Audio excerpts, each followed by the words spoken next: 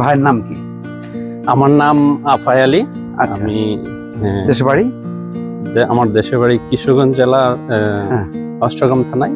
আচ্ছা, কত বয়সে আপনি এখানে আসছেন? আমি আসছি ইটালিতে যখন আমার 14 বছর বয়স। আমার বাবা আমাকে নিয়ে আসছে, ফ্যামিলি বিষয়ে আসছে। ফ্যামিলি বিষয়ে আসছেন? আচ্ছা আচ্ছা।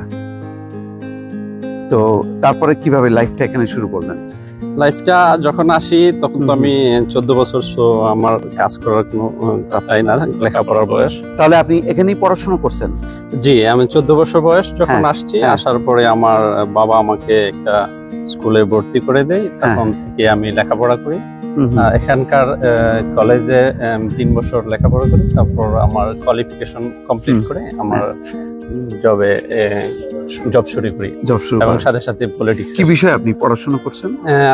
Hotel management. হোটেল ম্যানেজমেন্ট, জি। আচ্ছা, তারপর রাজনীতিতে যুক্ত হলেন কবে? এটা বেশি সময় না, আমি যখন নির্বাচন করি তার 2-3 বছর আগে থেকে ইনভলভ হয়। এটা আনুমানিক 2017-18। তখন আপনি মানে কোন দল, এখানে ক্ষমতাসীন দল এটা নাকি? অবশ্যই ক্ষমতাসীন পার্টিতো ডেমোক্রাতিকো, যে পিডি নামে পরিচিত।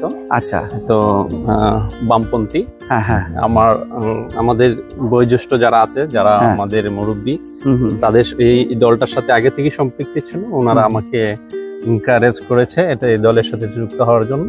তাদের সুবাদে আমি দলের সাথে সম্পৃক্ত হই। আচ্ছা আচ্ছা। তো আমাদের এখানে মূলধারা রাজনীতির সাথে তো আমাদের কমিউনিটির লোক খুব বেশি যুক্ত না। না, একদমই না। কারণ আমি যখন নির্বাচন করি তখন মূলত এই দলটাকে অনেকে চিনতো না। আচ্ছা আচ্ছা। আমার নির্বাচন করার পর হয়তো অনেকেই এই দলের মানে মূলধারা রাজনীতির প্রতি আকৃষ্ট হয়ে এখন অবশ্য অনেকেই চিনে, জানে এবং রাজনীতিতে ইনভলভ হওয়ার জন্য আগ্রহ বেশি। আচ্ছা আচ্ছা। তো এটা আসলে আমাদের জন্য একটা অর্জন। ইতালিতে আপনাদের তো এই যে মূলধারা রাজনীতিতে আসার পর আমাদের কমিউনিটি কি তাদের রাজনীতি সম্পর্কে জানতে পারছে?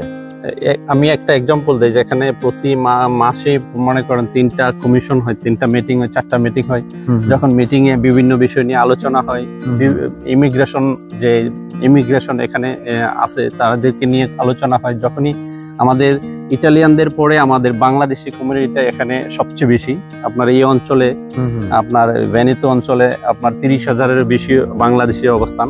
তো যখনই কোনো ইমিগ্রেশন নিয়ে কথা হয়, তখন বাংলাদেশের নিয়ে যদি কোনো নেগেটিভ মাইন্ড কিছু বলতে চায়, তখন কিন্তু আমার প্রেজেন্টে তারা চিন্তা করে তারপরে 2টা কথা বলে। কিন্তু অন্যান্য দেশিদের কথা বলতে কিন্তু এত দ্বিধা করে না। কিন্তু এই জিনিসটা আমাদের একটা অর্জন। কারণ হলো আপনার যখনই কোনো কিছু করতে চায় বা আমাদের পজিটিভ নেগেটিভ যাই করতে চায়, আমাকে জিজ্ঞেস করে বা আমাকে বলে কি করলে ভালো হয়।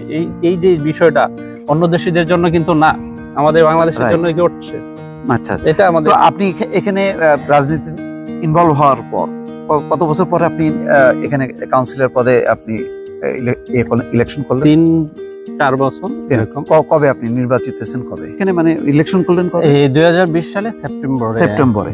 তো এটা হলো ওয়ার্ড কাউন্সিলর? জি, ওয়ার্ড কাউন্সিলর। যে আমাদের ভেনিসে আপনার 6টা ওয়ার্ড আছে, তার মধ্যে একটা ওয়ার্ডের কাউন্সিলর। তো আপনি যে ইলেকশন করলেন, কাকে পরাজিত করে? মানে সে কোন দেশের নাগরিক? পরাজিত আসলে আমাদের দেশীয় যে একটা ওয়ার্ডে যে শুধু একজন মেম্বার হয় তাই না, আপনার অনেকগুলো আপনার আমাদের যে ম্যাস্ত্রে, আমি যেই ওয়ার্ডে কাউন্সিলর হয়েছি, এখানে 28 জন কাউন্সিলর। আচ্ছা, ঠিক আছে। 28 জনের মধ্যে আমার যে ক্লাসিফিকেশন ছিল, আমি ছিলাম 7 নম্বরে।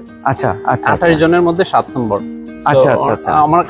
আমাদের জন্য অনেক কিছু, কারণ হলো আপনার ইটালিয়ান 28 জন কাউন্সিলর হয়েছে, সেখানে আমি 7 নম্বর হতে পারছি। এই জন্য আমাদের নিজের 28 জনের মধ্যে 7 নম্বরে।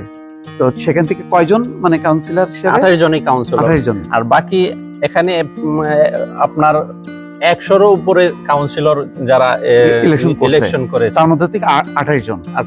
28 জনের মধ্যে আমি 7 নম্বর। অনেক ভোট বা জনপ্রিয়তা। তা আপনার এই নির্বাচনের ফলে মানে আমাদের কমিউনিটি, আমাদের তো এখানে একটা বিশাল কমিউনিটি, তাই না? আমাদের কমিউনিটির অবস্থা কি ভেনিসে? আচ্ছা, আরেকটা বিষয় আমি ক্লিয়ার করে নেই, কারণ হলো আমি যেই দল থেকে নির্বাচিত হয়েছি, এখানে যে মেয়র হয়েছে সে হলো আমার অপোজিশন পার্টি। আচ্ছা আচ্ছা। কারণ হলো বুঝতেই পারেন, কারণ নির্বাচনে নির্বাচিত হয়েছি প্রথমবার। সে আমার বিদেশিদের মধ্যে প্রথম আমি নির্বাচিত হয়েছি। তো এর মধ্যে আবার হলো অপোজিশন পার্টি। আচ্ছা, বেশি কিছু করার যে সুযোগ আছে তা না। আমার কাজ আমি করে যাচ্ছি। আমি চেষ্টা করছি আমাদের কমিউনিটির যেগুলো প্রয়োজন সেগুলো তুলে ধরার।